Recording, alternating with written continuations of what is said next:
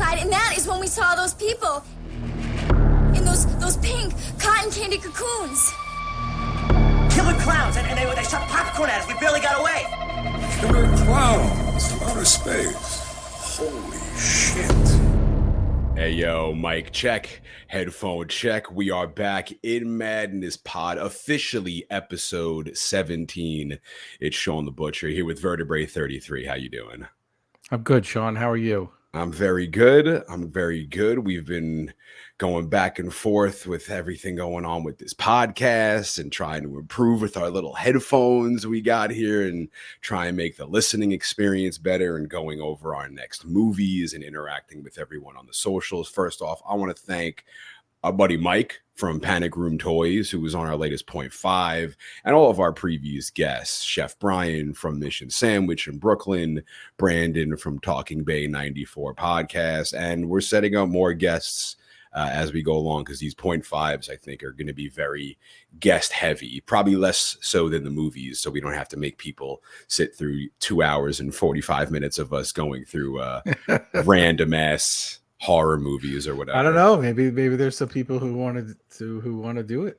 Night owls like you. We'll find out. I'm like, let's do it earlier, and you're like, can we go a little later? And I'm like, earlier. Yeah. It's hard to wrangle us in one place together at the same time. Please, I love that somebody on Twitter was like, is this finally going to be the episode where you guys go pick up your sandwich? And I was like, what are you, crazy? No, of course not happening. But this is the episode where we talk about your movie, your jam. Well, before we hit it, let's hit the socials first. We're on all of the socials, everything: Twitter, Instagram, Facebook, Threads, X, whatever you want to call it, at In Madness Pod. We got our email, inmadnesspod@gmail.com. Subscribe to our YouTube page, like, comment, give the 5 stars on all the podcast platforms. We also have the In Madness playlist, which keeps on growing with all of the amazing soundtracks to most of these movies we're talking about. We got some Public Enemy on there, repping for John Connor's shirt in Terminator and Terminator 2 Judgment Day, the movie we recently covered. If you haven't checked that one out yet, definitely give that a listen, and all of our previous In Madness episodes. Shout outs to In Madness Monday. If you're listening to this episode when it comes out, on the day it's out, it's my new favorite day of the week. And, nice. Shawn, I think we should add a song to the playlist. We should add Manic Monday to the playlist. Manic Monday because of In Madness Monday. Yeah. Okay. Yeah, that'll be one of the happier songs on the In Madness playlist. We have the Ronettes, Be My Baby, from our Barbarian episode. Yeah, we could sandwich it between things that are horrific. And that's fine. Yeah, yes, it's okay. But yes, this movie is definitely one of my favorites, and I can tell just by the way you're saying it. We'll see what direction it takes, but as we do every week on In Madness Pod, Vertebrae, would you like to introduce us to episode 17?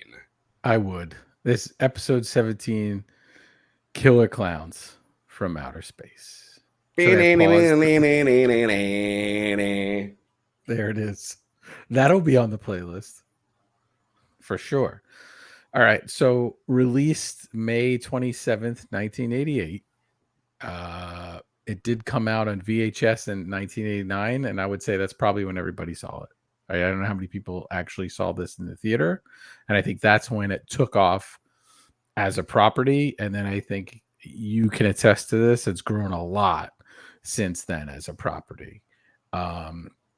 We can get into it later. Ironically enough, there's never been a sequel to this movie. We can talk about that later. Oh, we get into it, yeah. I love it. And so this is written, directed, and produced by Charles, Stephen, and Edward Chiodo. I'm going to say Chiodo. I don't know. I watched the whole documentary with them on it, and I still can't remember how to pronounce it. But so before they directed this, they worked on props and special effects and animation for Critters, History of the World Part 1, Sword and the Sorcerer, and Pee-wee's Big Adventure. Cool. So it certainly feels like they learned a lot on Pee-wee's Big Adventure that helped them with this film.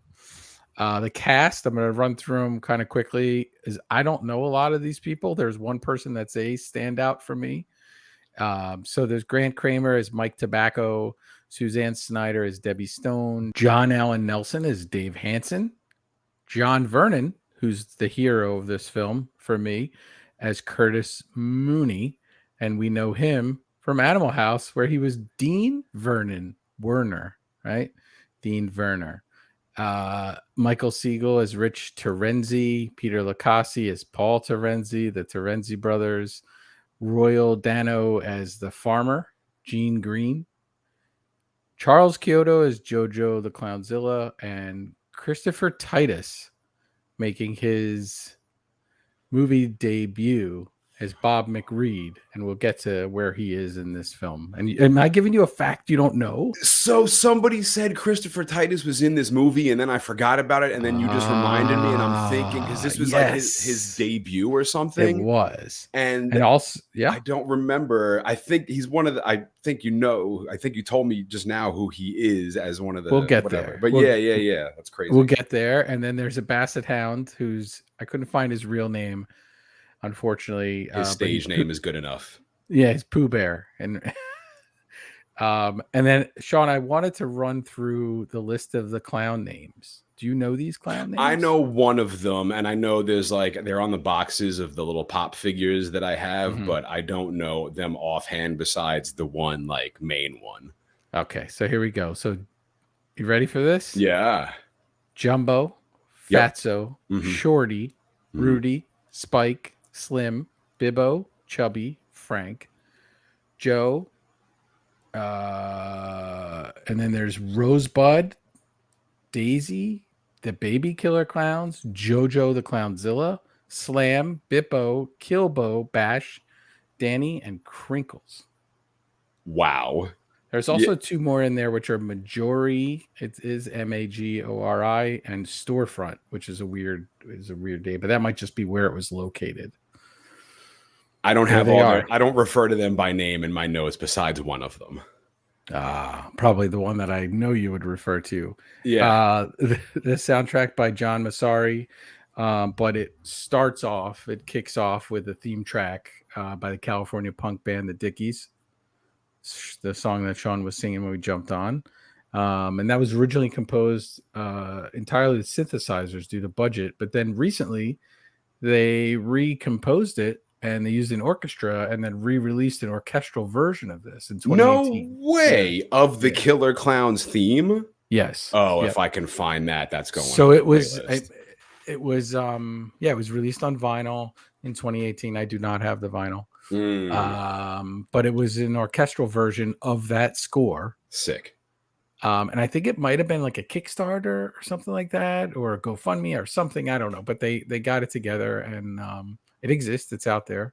So if you love Shawn the Butcher, send him this record. Drop it off at Mission Sandwich. Nah. I appreciate the sentiment, though. Oh man, this is going to turn out to be the Lucy of episodes. I hope I give you some facts you don't know. I struggled because I was like, Shawn knows this movie really well. I would say it was shot in 36 days for $1.8 million, and heavily influenced, obviously, by 50s horror movies. And in particular, they mentioned The Blob. And I would say it's in the similar genre of like Attack of the Killer Tomatoes, which came out in 78, and Toxic Avenger, which came out in 86. So I think it's kind of can live in that world a little bit. And then I did, Shawn, and this is a lot of me talking. No, let's go. I'm glad this is going to be your input for the movie. Before we jump into the movie, there's a fear of clowns that's established as a phenomenon. And it's called coulrophobia, Coulro phobia. And the studies indicate that it's a fear is present amongst adults and children from many different cultures. So they did this whole thing. And I read this, not the study, but the article about the study in Scientific American. And they kind of rooted it in the fact that you can't see their faces, their true faces. You can't understand them, their emotional intent. right? So in a lot of ways, the clown's smiling, but is it going to about to do something bad? And it was just kind of something that was rooted in people in general. A lot of these phobias, most of them didn't come from them having any bad interactions with a clown at all. Just kind of rooted in us as who we are as human beings. Creepy. So, Creepy. yeah. I mean, I didn't know I was afraid of clowns, I don't think, until this movie. Yeah. I'm not really afraid of clowns. They were scary to me as a child because of this movie. But no, I'm not. If a clown, there's this great movie. I don't know if it's on our list. Hell House LLC, where like those clowns are really creepy because they're like demon clowns. But all these other ones, Pennywise doesn't bother me. I think he looks jolly, and I would love to be friends with all of these killer clowns. But then again, if you got on an elevator in a building and there was just a clown standing there when you got on and you had to go like 20 floors and they were kind of expressionless, Yeah. Now these guys smile and they wave. They do. I mean, they kill you, but they smile and wave. Do you have all your bits in? For now, yeah. I'm trying to give you stuff that you don't know. I appreciate it. I was working hard. Killer Clowns from Outer Space. Finally, we have arrived at episode 17 for Id Madness Pod, heralded by many, mainly myself, as one of the greatest horror movies of all time. I remember being horrified of this as a kid. It was this and Fire in the Sky were the two movies as a child that destroyed me, and Fire in the Sky is definitely on our list. And now that I've grown up, I own every single piece of merch possible from Killer Clowns. I have guns, I have toys, I have shirts, all from Spirit Halloween, who, wink, wink, I'm just saying, should definitely sponsor this show or something, because I rock all their gear. So till this moment, I still have no idea what you think of this movie. So on a scale of Cocaine Bear being the lowest, and I guess Star Wars being the highest, I know you hate ranking movies, but where do you think you would put this on your scale? So we always pull away the curtain. Shawn, we haven't talked about this at all. Shawn has no idea. It's hypothetical. What I would think about this movie in general. When I started watching it, I realized I'd probably saw parts of it at some point, at a party or something. Somebody had it on. I will say it's not my cup of tea. Okay. But I'm not angry about it. And there's certainly things that I can delight to talk about. But it's, I struggled with this because I was like, he's going to ask me. And if I come across like, oh, well, this is goofy and I don't like it, then it's, I come across sort of as a movie snob or arrogant or funny or like, it's got to be deep. And if it's not, although, there's stuff in here to dig into. Is it a rewatch for me on a regular basis? Probably not. Probably not. Swing and a miss for Killer Clowns. Sorry, clown guys. Sorry. But that doesn't matter because there's plenty of things I can enjoy in here. You just forced me into ranking stuff. No, I know you hate ranking. I just wanted to know if it was above or below your medium marker. No, it's not the worst movie I've ever seen. Good. It's not even close to the worst movie I've ever seen. And neither is Cocaine Bear for that matter. Baby. But yeah, I listen, a lot of hard work went into this film. A lot of heart and soul, a lot of really cool practical effects went into this. These clown costumes are really cool looking.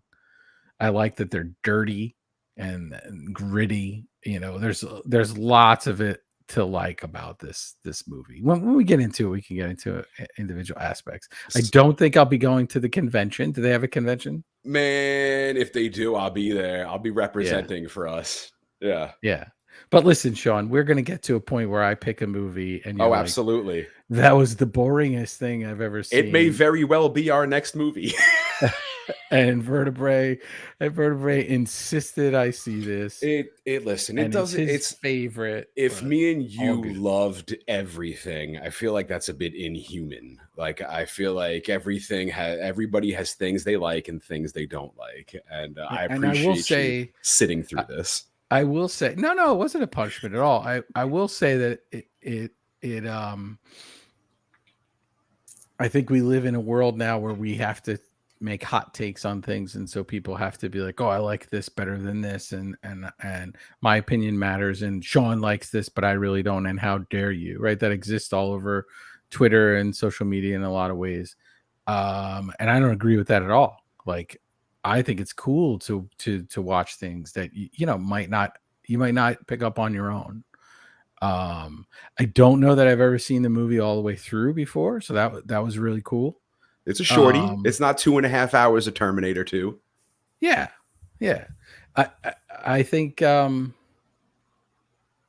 think you can like films for different reasons, right? And I think sometimes you like them for the moment that you saw them, just like an album, right? Everyone has their favorite Metallica album.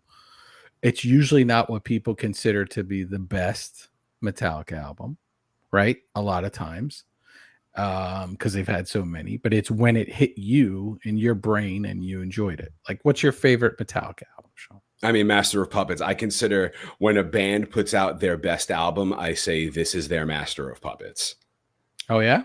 Oh, Yeah, look at that. Yeah. So yeah. my favorite album is "And Justice for All." No, see, you're wrong. You're incorrect, and for so many millions of reasons, and we can't get into it in 3 hours. So now we just hang up on the podcast. No. Well, so maybe this will be our point five, arguing which Metallica album is better. Oh my That could God, definitely be our point five. Let's get That's into it for such the a- point five. This is when people turn away. Let's get to Killer Clowns. So right off the bat, I noticed something crazy, PG-13, and I'm thinking, what? How is this movie PG-13? It scared the crap out of me as a kid, but as I watch it, it's not as incredibly violent as I thought it was. But I thought, I mean, a 13-year-old watching this, I like piss my pants. Nice. Yeah, the ratings were a little bit different. I mean, Jaws was PG, and I still wonder how the hell that was allowed till this day. Yeah. We get a shot of space, strange voices speeding up in the background into the greatest intro song of all time. Killer Clowns from Outer Space by the Dickies. As Vertebrae had mentioned, we will be putting that on the In Madness playlist. The camera pans down to Earth. We're at Big Top Burgers, and it doesn't get any more 80s than this, folks. We got kids hanging around the burger shop. They're party hats. They got clowns on them. There's a mock circus tent of lights above the burger shop. There's a circus tent on the sign for the shop, and circus tent is a running theme in this movie. Right. And we're in Crescent. What is it? Crescent Cove? Crescent Cove, yes. Yeah, we're in Crescent Cove. I love to. That's Big Top Burgers. 3 months later, Big Top Pee Wee came out. Oh no. It's just kind of funny. Rest in peace, Pee Wee Herman. Disgruntled cop. He's sipping his coffee. He's looking at all the damn teenagers, and he's for sure thinking, the hell is wrong with these kids? Kids drinking beer at a stoplight. He passes right in front of the cop. The cop snarls at the kid. The kid snarls at the cop. Cop's like, Friday night's just starting. He's going to go check out the park with all the troublemaking, no good kids.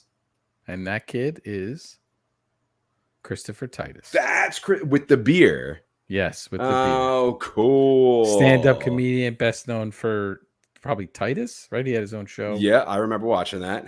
Yeah, that's him. Wow. I thought it was one of the kids here at Makeout Park. I was wrong. Inspiration point. He goes to check out the park with all the no good trouble making kids. And then we get a shot of the park, and there's all the troublemaking no good kids. They're at the top of the world, as the very professional radio DJ calls it that they're listening to on their radio. So now I'm throwing it out there. If they ever do remake Killer Clowns, I'm putting my name in the hat for being the DJ that the kids are listening to when they're at Makeout Point. So let's get we're going to get the GoFundMe for that to happen. We're going to get the GoFundMe for me to Japan, and Godzilla is just going to be the GoFundMe of get Shawn to do cool shit. That's awesome. So we could start like a hashtag, right? Maybe it's like What if it's like Shawn is a radio clown? No, that's Oh probably man, not good. that's a long hashtag. Yeah, for real. And it's also the truth. It's just clown Shawn. There you go. Yeah. Just Yeah. clown Shawn. Yeah, that's But what you all that. don't want to be one of the clowns. You want to be the radio guy. I would love to be. Oh, okay. Oh, I didn't even think of that. If they were like, well, yeah, I could just be my voice on the radio, and then like I get to be in the clown. Stop it. Stop it. That would be There so you go. sick. Yes. So I want to be a DJ and a clown. All the kids are at the top of the park making out, drinking, smoking dope, I'm sure. And here comes JoJo the ice cream clown truck. He's got the best ice cream in town. He gives the stick and you take a lick. It'll tickle all the way down. There is a big ass clown head on top of the ice cream truck. The kid in the ice cream truck over the loudspeaker. A tasty treat while you screw. All the kids are making out, looking at the ice cream guys. They're all annoyed. The ice cream dude's got frozen fruit bars, icy wicies, fudgy wudgies, and everyone's favorite, lick a stick. All the kids are yelling at him, throwing their shit out at him, throwing all their trash at the ice cream guys. That's a lot of trash. It's a lot of garbage. Like they had that ready. Like in those old movies where people would start throwing tomatoes or something. They just had it ready. Penguin has a great line about that in Batman Returns. He's like, why do people always bring tomatoes and lettuce to a rally or whatever the hell? Yeah. You meet our main characters, our boyfriend and girlfriend, Mike and Debbie. Mike is stoked the ice cream guys are there. He's laughing his ass off. The ice cream truck, they think they should stick around at Makeout Point for a while. Then we see back of the truck comes their lady passenger friends having themselves some ice cream. They're wondering what the ice cream guys are up to. They were promised free ice cream, but never mentioned anything about stopping the truck. Yeah. The ice cream guys are clearly trying to get some, but seems like their plan is being foiled. The ladies are not as stupid as the ice cream guys thought. Ladies want to go home, and away drives the ice cream truck. Over the loudspeaker, you could still hear them arguing in the truck, contemplating going to the drive-thru, depending on what movie is playing. We go to our main characters, Mike and Debbie. Mike's laughing his ass off. He knows those knuckleheads, his best friends from school. Rich and Paul, the Terenzi brothers. And it's funny, they're in a raft in the back of the car. And I guess in the script, there's a part where Debbie asks him point blank, like, why about the raft? And Mike tells the story that he went rafting on the Long Island Sound one night with his good pals from the Terenzi brothers. And then his father heard about the incident and he flipped out. So now he has to hide this inflatable boat in his Pinto. I just thought it was a comfy spot for them to get down on. Yeah, I had to know more about that raft. It's in the back of his car. They're making out. They look up at the stars, and across the sky, a huge yellow meteor flies through the night. The kids freak out, and then we're introduced to one of the most adorable characters in horror history. You said the old farmer's name. I don't remember it. I'm just going to call him Old Huckleberry. It was Farmer Gene Green. Gene Green. He's out on his front porch with his cute, what is it, a bloodhound? That's a basset. Basset hound. Pooh Bear. They see the meteor fly through the sky. Old Huckleberry is reading about Halley's Comet and believes it's just landed in his backyard. He's super excited about this. He's stoked. He's stoked. Shawn, he has like a really like Southern accent in this, but he lives near these people. He's the nobody only else one. does. Yeah. Nobody else does. Well, he's a farmer, so. And what is he farming? Because he's in the woods. Yeah.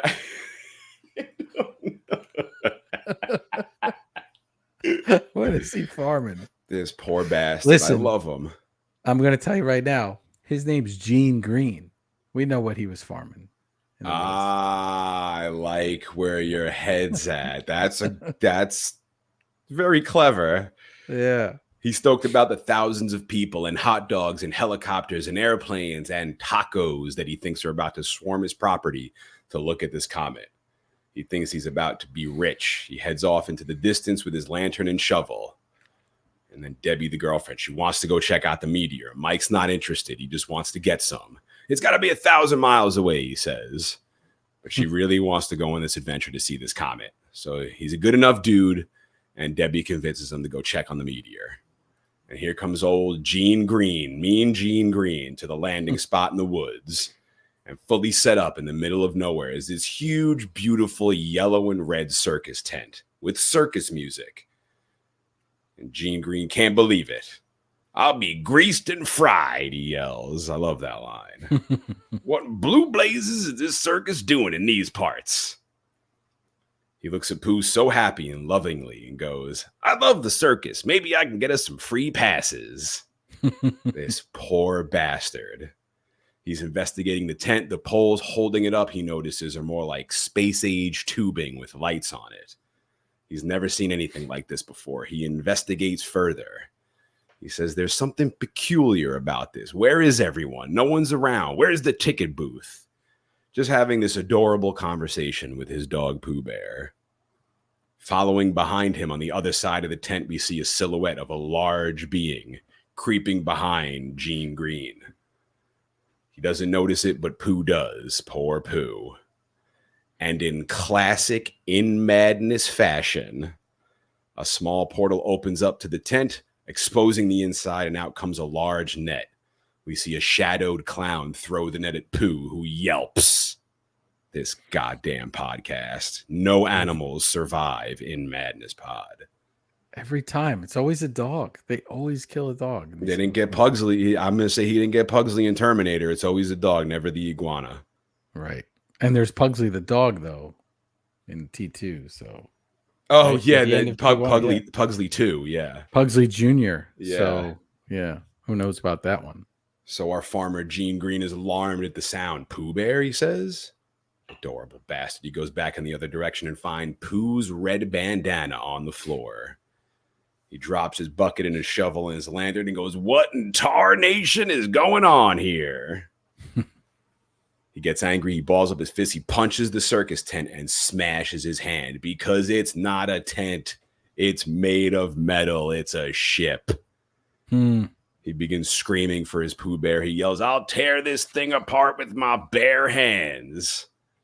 He grabs the pole holding up the ship and he gets his ass electrocuted.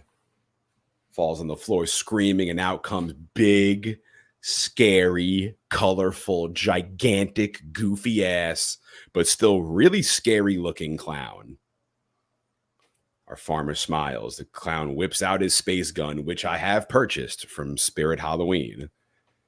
The clown does his evil space laugh and blasts Gene Green, Mean Gene. We see a bright pink flash of light.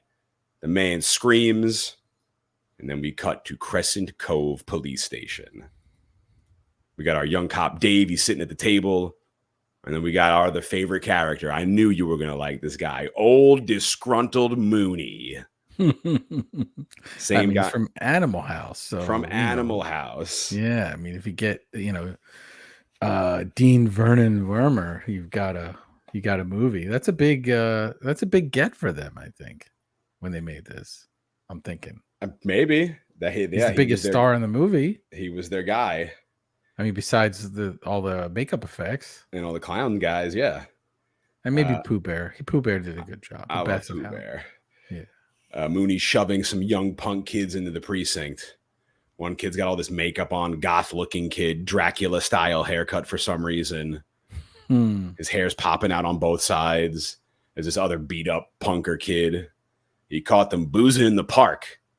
The kid's like, we were just walking through the park on the way to the dorm. We had a bottle of wine. It's a beautiful night. We didn't do anything wrong. In true 80s movie fashion, these kids, they look like grown adults. Yeah, they look like kids. Yeah, 30-year-olds and just punks just walking through a beautiful night drinking wine. Punk and goth dudes. What a couple of good kids these are. Yeah, it's all good. Our young cop topic was closed. Yeah. Our young cop Dave asks if they're college kids, why don't they just stay there and drink on the campus? And they're like, we have the right to be here just like anyone else. We don't have to sit at the campus all day. Mooney isn't having it. He calls the kids scum. Says they're killing this town. Like Mooney isn't a raging drunken bastard as well. He slams the punk kid against the wall. Young cop Dave stops him and Mooney gets mad. Doesn't seem like Mooney ever has a good day. He's just perpetually angry every second of every moment of every day. Why? What's his fucking problem?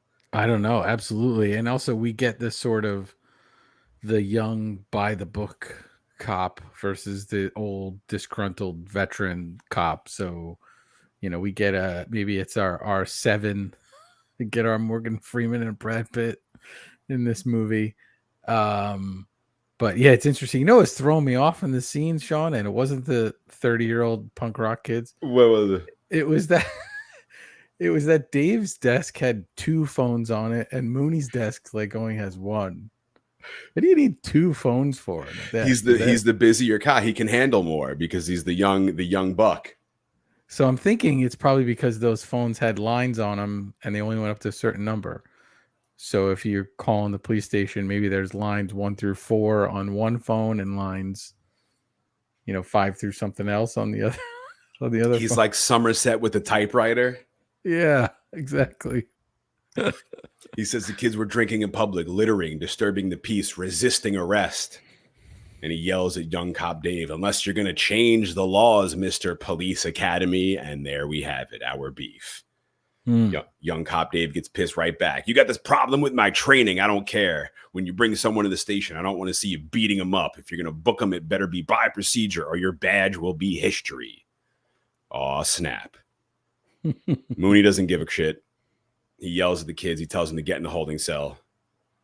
Cut back to our lovely couple, Mike and Deb, boyfriend and girlfriend, on the hunt for the meteor. They drive up to a boarded off-road spot and decide to walk the rest of the way. They head off into the woods and they stumble upon our circus tent. What the hell's it doing all the way out here, they wonder. Deb gets worried. Something's weird. Let's go look for the shooting star. But now Mike is all about this circus tent. He convinces Deb to join him. They find the entrance and go inside. And inside, I love the inside of this ship. I want my office to look the way the inside of this ship looks, like with the black light neon and the tubing. Yeah. And it just looks like Chuck E. Cheese in the dark with black lights or something. And are you going into that tent? I mean, how are you supposed to know it's a ship? Once you go inside and see it's a ship, I'd be like, no, this is not a circus. I'm getting the hell out of here. I mean, I don't think I'm even going in the tent. I mean, that's the 80s, though. Hello? Who's there? Yeah. It's a bad situation. That's the thing. Everybody else was like, why are you going in the tent? And that's every 80s horror movie. It's like, why are you going in the Texas Chainsaw Massacre house? I love that they all thought it was a circus right in the middle of the woods with trees 3 feet away from the edge of the Why would tent. Why would they have any reason to think anything different? That's true. Yeah. That's true. Yeah. I mean, but yeah, it's hard to set up that tent in that dense wood area, though. But yeah, why would they think anything different? Why would they think it was killer clowns from outer space? And now we know. There's these colorful paint designs, colorful tubing all throughout. Mike says it must be the new European show, Circus Fantastique. What is it? Fantastique is what it says. Mm-hmm. Circus Fantastique. What an idiot I am. He begins joking around with Deb, who gets worried he's being too loud. Someone's going to come out and catch them. But he loves this place. He says it looks like it was decorated by Clowns or Us. What a jokester this guy is. They head further into the ship. Mike pushes the cushiony-looking red nose buttons, which opens up a door and pushes them and opens up a door on the other side. They enter this massive chamber, which looks like a power hub for the ship. Has all these tubes and a ball filled with electricity. They immediately now know that this is not a circus they have entered. Right. And we didn't get the hint before. No. and that is the power chamber. It's a direct nod to a Krell chamber in the movie Forbidden Planet. And I would also say that then got me digging, because at first I was like, this looks like from Star Wars. But then I realized that that's probably where Lucas got it from for Star Wars when Luke and Leia swing across that chasm that's there. So, yep. But that's they acknowledge that in their I listened to like a little documentary of making of the movie. So. Yeah, killer clowns. Mike thinks it's a nuclear power plant or a missile silo, some kind of military base. The door reopens and Deb pulls Mike out and throws him against the wall. The shooting star we saw, where inside of it? In the distance, we hear footsteps and see a large shadow approaching. The kids make a run for it, entering another doorway, a room filled with cotton candy cocoons. So cool. Did you like the cotton candy cocoons? I did. Yeah, I thought it was really cool. I'm not are you a big cotton candy person in general? Not big, but like if I have it once a year, like yeah, I'll grab and get a big cottony handful of cotton candy and shove it in my face. I will say there's a lot of ideas in this movie that are innovative. And I think these we're going to be revealed as soon. This cotton candy is pretty cool idea. There's even a popcorn machine popping away in the background, and popcorn machines always remind me of a place I always used to rent the Nintendo game Akari Warriors from in Queens called Future Video. It was the only video store that had a popcorn machine, which was great. So shout out to Future Video. Rest in peace. Yeah. Mike says, it smells like candy. This must be a cotton candy factory. This must be where they hang it up to dry before they ship the stuff out. Smart guy Mike over here.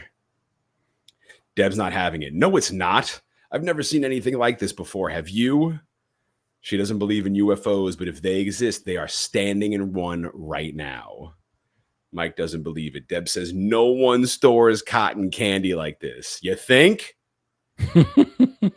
Mike laughs, rips off a piece of the candy cocoon,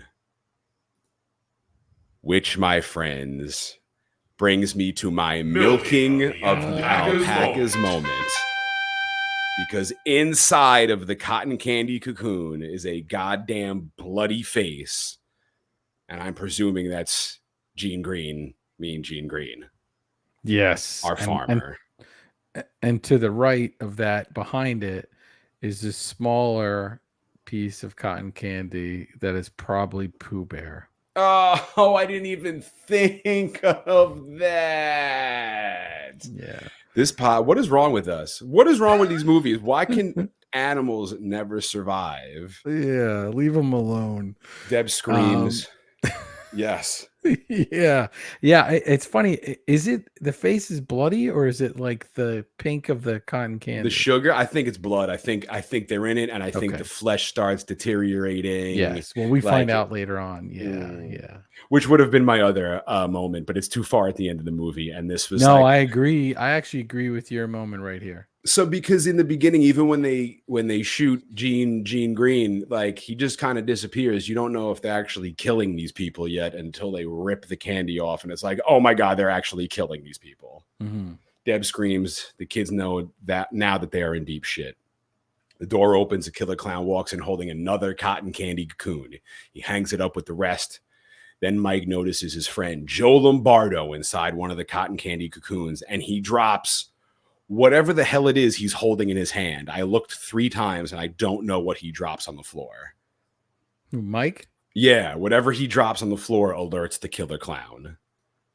Oh, yeah, I don't know what that is. Yeah, I don't know what it is because I don't remember him holding anything at any other point. And then at that point, he's holding something and drops it, and it alerts the killer clown. Whatever. The kids make a run for it. Is it a light? Did they have a light? It didn't look like it. It didn't look like it. I don't know what it is. Can someone tell us? Can you write into inmadnesspod@gmail.com and let us know? inmadnesspod on the socials? What the hell does Mike drop on the floor that gets the killer clown's attention? They make a run for it. The clown grabs a gun, but this is no ordinary gun, my friends. This is a popcorn gun. Which I believe is also now on sale at Spirit Halloween. This is not an endorsement for anything. I'm just saying I saw it and I think they're selling it. So listen up, Spirit Halloween. You heard how good he did that? Come on now. It shoots popcorn like bullets. However, when it hits the kids, it just seems to stick to their clothes. But they find an exit. They jump out of the circus tent. They make a run for it. And Deb is like, popcorn? Why popcorn? And Mike goes, because they're clowns. That's why. And I'll be honest, I didn't, I know I saw parts of this a long time ago, but didn't see the movie all the way through. So I should have known, but at first I was just like, oh, that's a silly gag. Right? Spraying with popcorn, it's kind of silly. Where is it leading? And then you didn't know there was going to be a payoff. Yeah. And then there is a payoff, and it's a great payoff for it. That's a phenomenal payoff for this. One of the like 3 iconic moments in this movie, or there's about 4 iconic moments in this movie. Out runs the killer clown, speaking in its adorable killer clown language. Out comes another scary, freaky ass looking killer clown, and I love it. One of the clown dudes takes a balloon, he makes a little doggy out of it, and the little balloon doggy begins barking, and the clowns are off running with the balloon dog, following the scent of the kids. Brilliant. Yeah, that was really cool. And also, the clowns here look very like, what was that Genesis video? Was that Land of Confusion? My God. Yes, that as a kid scared the crap out of me. Yeah, that video. They kind of look like, I don't know when that came out, but they kind of look like that. I'll look it up while we're talking. But oh man, yeah, that video creeped me the hell out, dude. The kids get back in their car. Mike hits the 2 clowns and runs over the dog, the balloon dog. This goddamn podcast. Not even the balloon dogs survive in Madness Pod. That's what I had in my notes. I wrote down they killed another dog. Not even the balloon dog survives. Unbelievable. Unbelievable. Second dog killed in this film already. How far are we in? We're 20 minutes into the movie and we've killed 2 dogs already. I like that we think alike.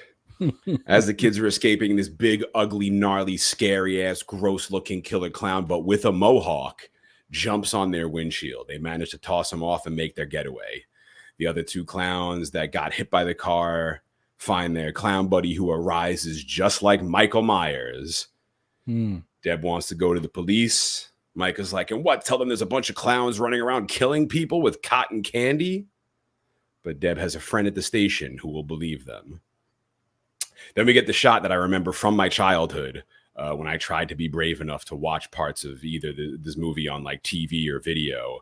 But you see the poorly painted sign almost hidden in a small bush, Crescent Cove, 5 miles, with an arrow. And then you hear the awesome second Killer Clowns theme. Love it. You see all the clowns, the whole posse making their way to terrorize this town. And so they're moving like ridiculously slow. And this is a really cool shot of them going off on I love the way the shot is composed of them heading down the road and the smoke and everything, or the fog or whatever it is. But 5 miles.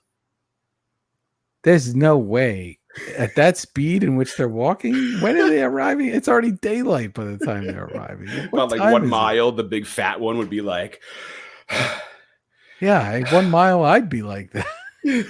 With those big shoes on and stuff. They're not made for, maybe they should have made one more like 2 miles, Yeah, 5 miles seemed far. I wonder why they picked it. Yeah. It's funny. So maybe that's why they picked it. But they had vehicles. They did. Right? They had towards the end they so like they just maybe they picked them up like along the way or something. Maybe they got like picked up. That's what I'm thinking. I'm thinking that shot is about just a cool shot of them walking and kind of gathering, but really later on they get picked up and like, come on, we're not actually gonna walk. As a kid, seeing them all gathering and being like, oh my God, this is so goddamn scary. Deb and Mike come flying up to the police station. Deb knows young cop Dave, and her and Mike tell him that people are dead. Joe Lombardo and the old man, Gene Green, Mean Gene. Mike tells the young cop, who is skeptical that the people were wrapped up in cotton candy cocoons. Cop brings them inside to explain further. Cut to one of our clowns. This is so awesome. He stops in front of a drugstore. They've made it 5 miles. He's there. Yeah. He's outside. There's an animatronic gorilla. So the clown puts down his little bag of clown tricks and he begins mimicking the gorilla animatronic. A couple of girls come by. They look at the clown. They pay it no mind. They walk into the drugstore. The clown is intrigued by this. Back at the precinct, Debbie is explaining to young cop Dave what happened with the shooting star, the circus tent, the dead people in pink cotton candy cocoons. It wasn't a circus tent. It was a spaceship with killer clowns. They shot popcorn at us. We barely got away. And out walks old grumpy Mooney. He whistles loudly at the idea of this story. Mike already knows they're in trouble. Mooney goes, killer clowns from outer space. Holy shit. He said it. He said the name of the movie in the movie. Yes. That's a drinking game. Drink now. They said the name of the movie. Mooney says he was just out at the makeout spot and nothing was going on. Deb begs Dave to believe them. Mooney angrily says, let them make fools of the whole police department. He calls Deb a tramp. Dave yells at him that he's handling it. Mooney is the absolute worst. Dave asks Deb who her friend is. He's Mike. We go to school together. Dave seems upset that they were at makeout point together. And then I love it. Mooney stops, points at Mike, and he goes, I know you, you little fart. You hang out with the Terenzi brothers, clowns. I get it. Another one of their stupid stunts to sell ice cream from their goddamn truck. He says, you better get down there, Dave, before the killer clowns take over. The kids insist they're telling the truth. Dave tries to believe them, but Dickhead Mooney is just being a dickhead, saying they're making a mockery of the department. And get this, Mooney goes, make a dummy out of yourself, but you're not going to make a dummy out of me. Dun, dun, dun. All right there, Mooney. But, I mean, I think we all relate to Mooney in this situation. Come on, killer clowns from outer space. That's ridiculous. Damn kids. How would there be clown? Is it a clown planet? Did they dress up like this to get away with crime? They just flew in a ship? Have they come from a different time period? You're a man who I know loves a good origin story. And that's also what I was thinking is like, I want the pre-killer clown story. What are they? Where are they from? Why are they here? They reference some of that a little later in the movie, but I'm like, yeah, I want to know the precursor to what happened to them showing up that night. The kids drive off in Dave's cop car, cut to a random kid approaching a gazebo in the middle of town. There's a puppet show set up. He walks up to it. A puppet boy pops up. It waves him over. A girl puppet pops up. The boy puppet is trying to kiss the girl puppet who keeps shoving him off. Then she hides and rises back up, this time holding the killer clown gun that shot Mean Green Jean. The girl puppet shoots the boy puppet who vanishes into thin air. The onlooker watching the show is amused. Slowly holding the gun, the girl puppet turns to the onlooker, who begins to look alarmed, and slowly out of the puppet show rises a huge, scary, demented-ass looking killer clown. It breaks apart the entire puppet show booth and shoots the guy, spinning him into a cotton candy cocoon. And that guy deserved it. I didn't like that kid at all. Oh, you didn't like? He was smiling, laughing at the show. He looked like somebody I went to school with. I didn't like that guy with the sweater wrapped around his chest. I couldn't stand it. Zap that kid.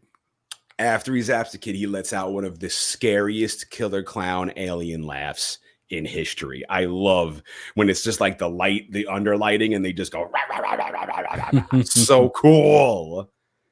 Cut back to the drugstore with the animatronic gorilla, and this time we see the pharmacist inside shitting his pants because the killer clown is just walking around knocking everything over, making a huge mess. We cut to the kids in the car with young cop Dave. He wants to take Deb home. She refuses. She's like, "You're not my boyfriend anymore." Mike is in the backseat. He's like, "Oh man, boyfriend? What?" Yeah, that's the big reveal. Oof. That's the big reveal. Dave's like, "That doesn't change how I feel about you, Deb." He says she either goes home or gets locked up at the station for safekeeping.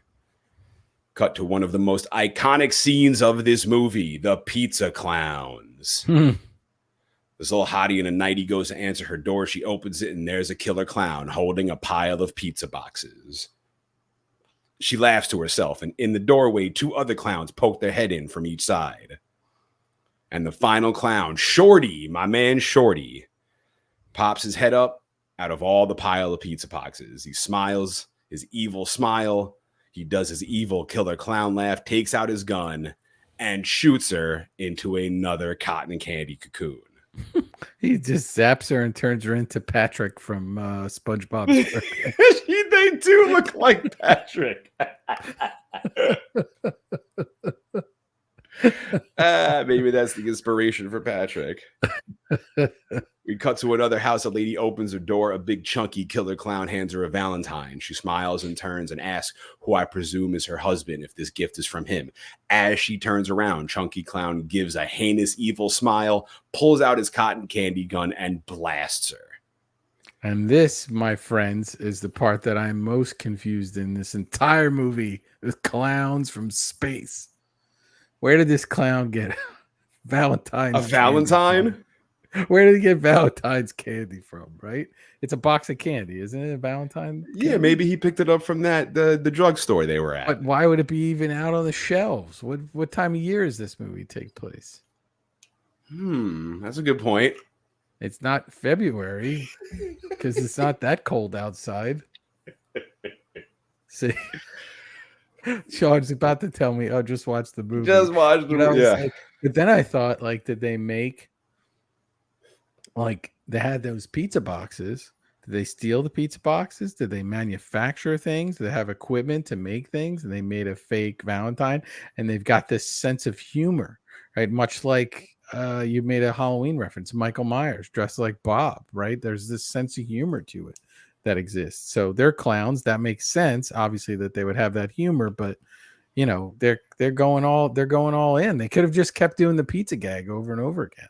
I like they do different things for each bit, and each thing makes this movie more iconic. Yeah, it was like their own. They had their own thing. This is how I'm going to go about killing, taking people and turning them into cotton candy.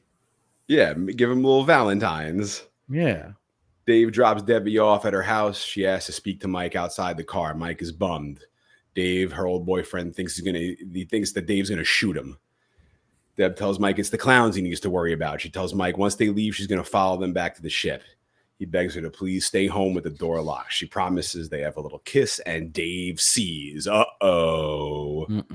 Reluctantly, Mike heads back to the cop car to investigate the clown ship.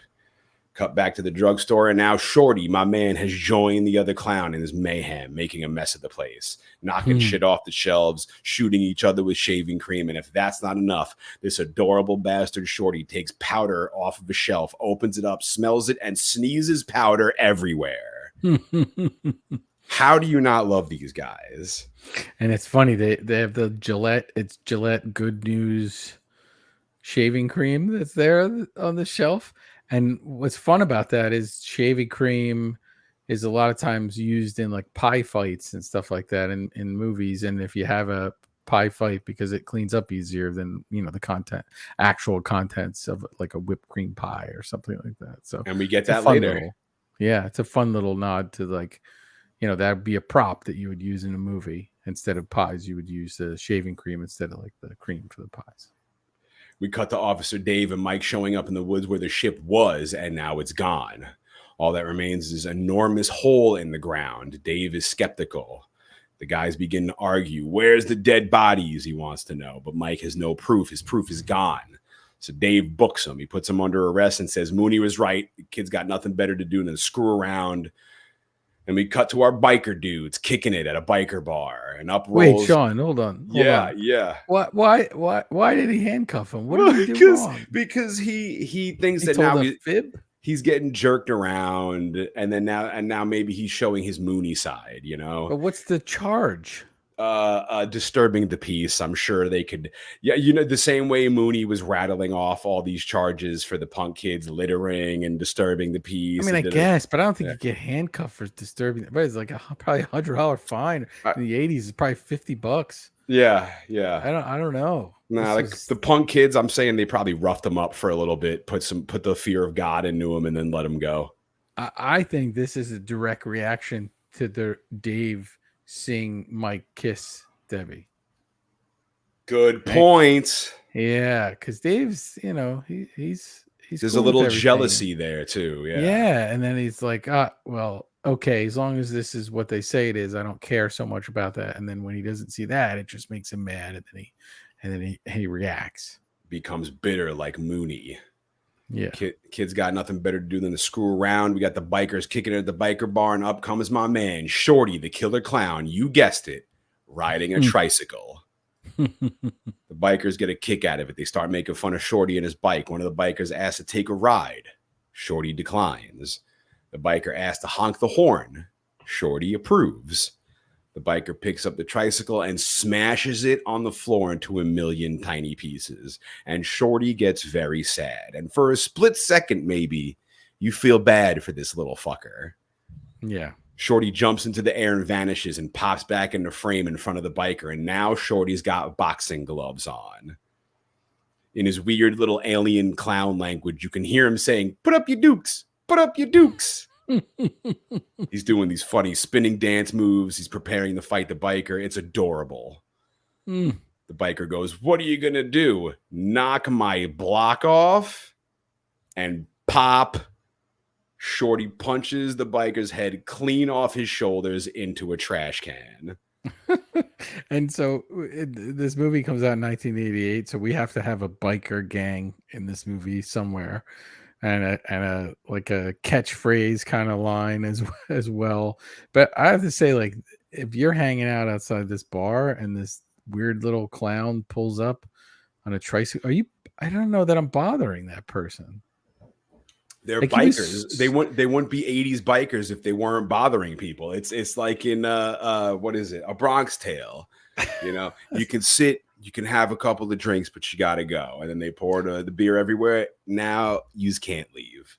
Sure. I mean, maybe for just some couple walking down the street, but like this freaky dude in what you think is clown makeup pulled up on a tricycle like this is probably after midnight. Like, that guy might be crazier than you. Well, he certainly found out. Yeah. And All strong too. Yeah. Well, it was that he had that retractable boxing glove hand that knocked his head off. Yeah. All the bikers freak the hell out. They bail. Shorty laughs his insane, evil killer clown laugh. We cut back to Big Top Burger, the spot from the beginning. A family's there eating. A little girl there is not stoked. She looks out the window, and there's another big-ass, creepy-ass killer clown. It begins playing peekaboo with her and then begins waving her to come outside. It is all very creepy. Yeah, and that mom is really annoying too. Right? Oh yeah. Yeah, she tells the daughter right away to sit still and eat her burger. The daughter hasn't even done anything yet. She's just sitting there bored. She was already sitting there quiet. You're like, sit still.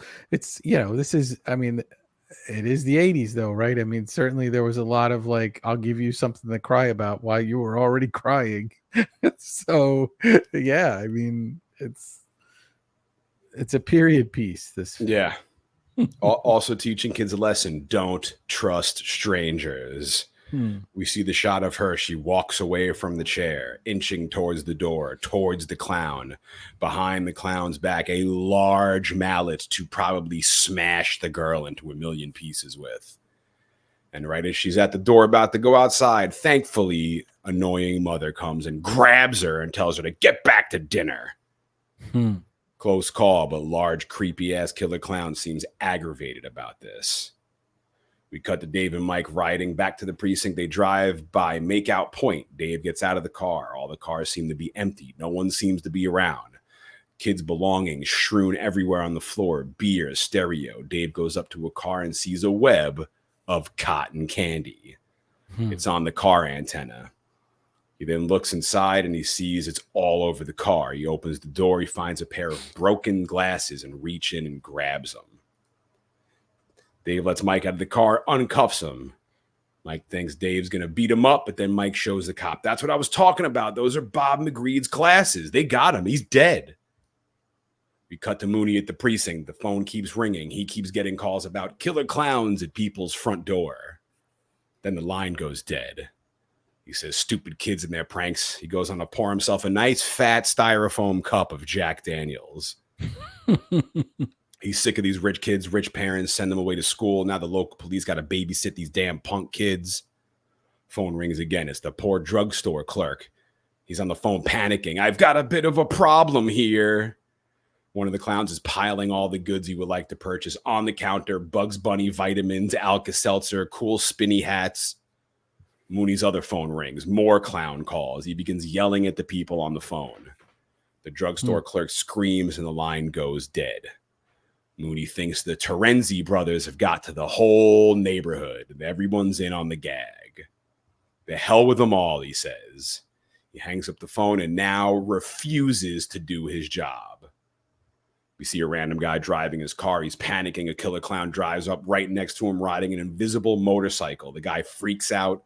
The clown begins bumping the guy's car, bumps him off the road into the river. The car crashes and bursts into flames. Clown lets out his creepy killer clown laugh once again. And this was originally, they wanted this to be like kind of the opening to the film. And they just couldn't get it the way they wanted it. So they kind of scratched that and went in a different direction. Okay. Yeah. Deb's back home. She's stripping down, going to take a shower. The popcorn kernels from the gun are still on her and falling all over the floor. She puts her clothes in the hamper. She doesn't notice, but the popcorn kernels begin crawling around the floor like bugs. Back at the burger spot, we see all the bikers who bailed earlier. The big clown who had the mallet is still there. He opens his little clown bag of tricks. It's full of popcorn. He takes a handful and dumps the kernels into a dumpster. And we hear either rats eating the popcorn or popcorn beginning to eat and morph into something else. I'm not really sure. Yeah, I wasn't sure what that was. Rats, raccoons. I don't know. I have to say the popcorn on the floor is really cool when it crawls across the floor, the little pieces. It's pretty neat. It's like T-1000 with the mercury bits.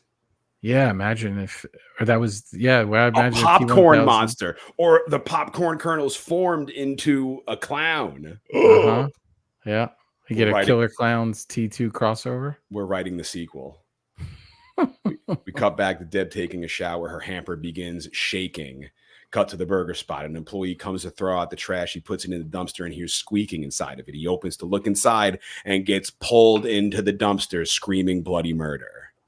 Poor guy. He already has to wear that goofy party hat while he has to work that job and then gets killed in a dumpster. Yeah. We cut to Dave and Mike heading back to the precinct. He says he can send the cotton candy to a lab. Maybe someone can tell them what the hell it is. Mike's relieved. Him and Dave start talking about Debbie and their relationship. Dave takes a low blow and goes, it's obvious she goes for laughs, not stability. Oh, Mike's Dave. like, ugh, whatever, dude. Yeah, come on, Dave. This next scene is one of my favorites in the movie and a legendary moment of this film that I remember clearly from my childhood. It's another brief moment that I was brave enough to endure some of this movie. And my friend, you'll hear all about it next week on episode 17, part 2 of In Madness Pod, Killer Clowns from Outer Space, the thrilling conclusion thereof.